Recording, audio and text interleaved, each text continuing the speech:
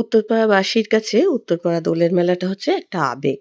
যতবার এই মেলায় আসি ততবার নিজের শৈশবকে খুঁজে পাই। কিছু কিছু জিনিসের পরিবর্তন হলো, পুরোপুরি কিন্তু এখনো মেলাটা পরিবর্তন হয়নি।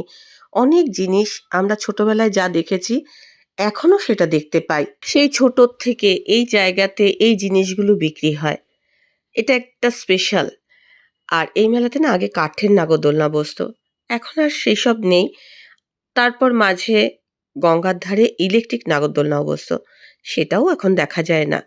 এবছর তো এসে একজন শাঁখারি শাঁখা বিক্রি করতেন, তাকেও দেখতে পেলাম না।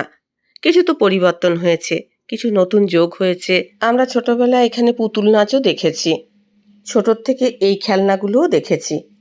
মাটির জিনিস থেকে কাচের জিনিস, লতাপাতা, ফুল, বাচ্চাদের খেলনা সবই দেখতে পাবে।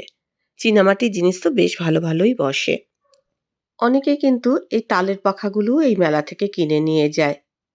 আর এই যে বর্ণপরিচয়, আদর্শ লিপি, ধারাপাত, এই সবও দেখতে পাবে। কত ধরনের খাবার দেখতে পাবে, জিলিপি, বাদাম ভাজা, এগুলো তো আছেই। জিট রোডের ওপরেই এই মেলাটা বসে। 138 বছরের পুরনো এই মেলা। আমরা মেলা ঘুরে বাদাম ভাজা নিয়ে গঙ্গার ধারে বসে বাদাম ভাজা খাচ্ছি। যারাই এই মেলায় আসে গঙ্গার ধারে কিন্তু একটু হলেও বসে। চলো, আজকের মতো আমার গল্প এখানেই শেষ।